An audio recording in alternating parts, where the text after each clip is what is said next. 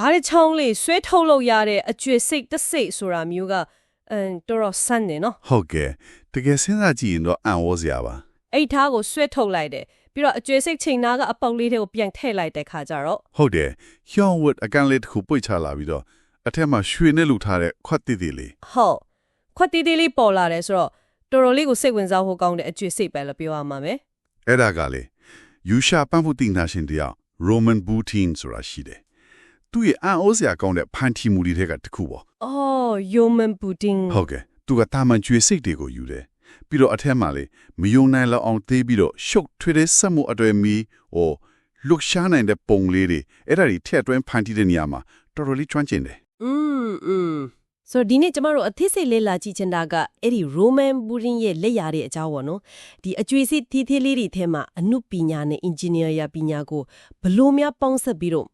မော်ဆန်နဲ့ပစ္စည်းလိုမျိုးဖြစ်တော့ပြောင်းလဲပစ်လိုက်တယ်လဲဆိုတာကိုပေါ့ဟုတ်ကဲ့အချက်လက်လေးတွေကြည့်ပြီးစမ်းစစ်ကြည့်ရအောင်လေဒါကလက်မှုပညာသက်သက်ပဲလားဒါမှမဟုတ်အနုပညာလားစက်မှုပညာလားဘယ်လိုတတ်မှတ်ရမလဲတကယ်တော့လေအဲ့ဒီ၃ခုလုံးပေါင်းစပ်နေတယ်လို့ပြောရမှာပ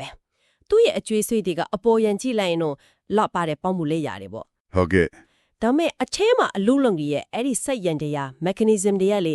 engineer ရာပိုင်းဆိုင်ရာကျွမ်းကျင်မှုဘလောက်လိုအပ်တယ်ဆိုတာကိုပြနေတယ်ဥပမာတခုပြောရရင်သူ့ရဲ့နာမည်ကြီးလောဘသားကောင်အကျွေးစိတ်ဆိုတာရှိတယ်အော်လောဘသားကောင်အဲ့ဒါဘယ်လိုမျိုးလဲအဲ့ဒီအကျွေးစိတ်မှာလေတတဝါကြီးတကောင်ညာပါဇက်ပေါ်မှာလေးလုထားတယ်အဲ့ဒီအပေါက်ထဲကိုရွှေရင်ကပြတိတိလေးတပြထည့်လိုက်တယ်ဆိုရင်အဲ့ဒီတတဝါရဲ့လက်ချောင်းတွေကလက်တပြက်ဆိုလိုပေါ်ထွက်လာပြီးတော့တင်ကပြကိုဖမ်းဆွဲပြီးကောက်ွယ်လိုက်တယ်ဒါပေမဲ့အဲ့ဒီလက်ကပြန်ရုပ်သိမ်းလို့မရတော့ဘူးဟုတ်လားဆိုတော့အဲ့ဒါကလောဘရဲ့သဘောတရားကိုပုံဖော်ပြနေတာပေါ့ဆိုတော့ဒီဇိုင်းကလှပယုံတင်မဟုတ်ဘူးအဲ့ဒီလှူရှားမှုကိုယ်တိုင်ကအတိတ်ပဲတစ်ခုခုဖော်ဆောင်နေတယ်အော်ဆိုလိုတာကစိတ်ရန်တရားကိုယ်တိုင်ကပုံပြင်ဖြိုးပြလီတို့လိုဖြစ်သွားတာပေါ့နော်ဒါတကယ်အံ့ဩဖို့ကောင်းတယ်အဲ့ဒီလောက်သေးရဲ့အကျွေးစိတ်ထဲမှာအစိတ်ဖိုင်းတွေအပုံလှရှားအောင်လုပ်ဖို့ဆိုတာလွယ်တော့မလွယ်တော့ဘူးနော်စင်ခုံမှုတွေကဘာတွေဖြစ်မလဲအဓိကစိတ်ခေါ်မှုကတော့အရွယ်အစားပဲအရွယ်အစားစင်တီမီတာအနည်းငယ်ပဲရှိတဲ့နေရာလောက်လေးမှာလေစံကြီးမင်းလောက်ပဲရှိတဲ့အဲ့လိုဂီယာတွေကုတ်တွေစပရင်တွေအဲ့ဒါတွေကိုအံဝဲခွန်ကြဖျောက်တဆင်ရလားဟုတ်ကဲ့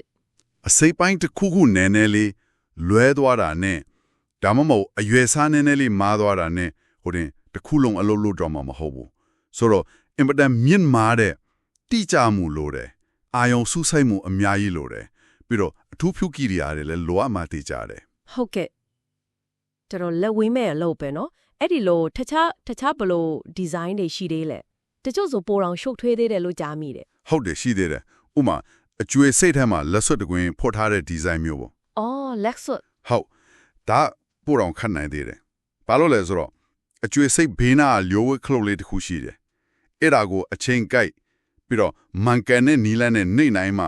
အထက်ကလက်စွပ်ထည့်ထားတဲ့အကန့်လေးကပွင့်လာတာတချို့ဒီဇိုင်းတွေမှာဆိုရင်ခလုတ်ကိုတောင်မြင်ရတာမဟုတ်ဘူးအကျွေစိတ်ရဲ့ဘေးပေါင်ကိုလှည့်ရတာမျိုးဒါမှမဟုတ်တခြားမထင်မထားတဲ့နီလန်းနဲ့ဖွင့်ရတာမျိုးတွေလည်းရှိသေးတယ်ဒါကကြီးစုတဲ့သူကိုပါဝင်ကစားစေတဲ့တဘောမျိုးပနေတာပေါ့တကယ်ကိုညံနေညံနဲ့တုံးထားတာပဲသူ့လက်ရည်ထဲမှာအထူးခြားဆုံးလို့ပြောကြတယ်တစ်ခုရှိသေးတယ်ဆိုအဲ့ဒါကတော့စက်မှုနှလုံးသား mechanical heart ပါတဲ့အကျွေစေးခင်မဲ့ထင်တယ်စက်မှုနှလုံးသားဟုတ်ကဲ့အကျွေစေးရဲ့ကြောဘက်မှာ gear B လေးတစ်ခုပါတယ်အဲ့ဒါကိုလှည့်လိုက်တဲ့အခါအကျွေစေးမျက်နှာပြင်ပေါ်ကတတုနဲ့လှုပ်ထားတဲ့နှလုံးပုံလေးကလေတကယ်အသက်ရှင်နေတဲ့နှလုံးလိုမျိုးတတုတုတ်နဲ့ခွန်လာတာဟာဒါကတော့သူ့ရဲ့စက်မှုပိုင်ဆိုင်ရာကျွမ်းကျင်မှုကတကယ်ကိုအထူးအထိကိုရောက်နေပြီဆိုတဲ့ပြနေတာပဲအသက်မရှိတဲ့တတုပစ္စည်းတွေကိုအသက်ဝင်နေတယ်လို့မျိုးလှုပ်ရှားပြနိုင်တယ်ဆိုဒီ Roman Boutin ရဲ့ဖန်တီးမှုတွေကအကျွေးစစ်ဆိုတဲ့တာမန်အရာဝတ္ထုတစ်ခုကိုလေအမှုပညာ engineer ပညာပြီးတော့ဇလံပြောပြခြင်းဆိုတာတွေနဲ့ပေါင်းဆက်ပြီးတော့တကယ်အစစ်မြစ်အမှုပညာပစ္စည်းအဖြစ်ပြောင်းလဲလိုက်တာပဲနော်ဟုတ်ပါတယ်အဲ့ဒီသားနဲ့ရွှေခွက်ကိစ္စကစပြီးတော့လောဘသားကောင်ရွှေဝက်လက်စွပ်အခုနပြောရဲ့အသက်ဝင်နေတဲ့လှုံးခုန်တန်တွေအထိသူ့ရဲ့လက်ရတိုင်းကအသေးစိတ်ကြမှုတိကျမှုပြီးတော့စိတ်ကူးစိတ်တန်းကြီးကြောင့်တကယ်ကိုထူးခြားတယ်ဟုတ်ကဲ့ဒါတွေကိုခြုံပြီးတော့ပြန်စဉ်းစားကြည့်ရင်လေဒီလိုအနုစိတ်ကြပြီးရှုပ်ထွေးလာတဲ့စက်မှုပညာနဲ့အနုပညာပေါင်းစပ်မှုကိုအကျွေးစေးတွေမှာပဲတွေ့ရမှာလား ဒါမှမဟုတ်တခြားနေစဉ်တုံးတစီတွေကိုဒီလိုလျှို့ဝှက်စန့်ကျင်မှုတွေနဲ့အသက်ဝင်လာအောင်ဖန်တီးနိုင်အောင်လားဆိုတာကတော့စဉ်းစားစရာဖြစ်လာတာပေါ့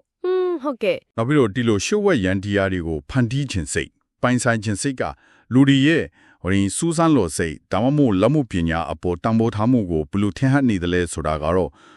ဆက်ပြီးတော့တွေးတောစရာအချက်တစ်ခုပါပဲ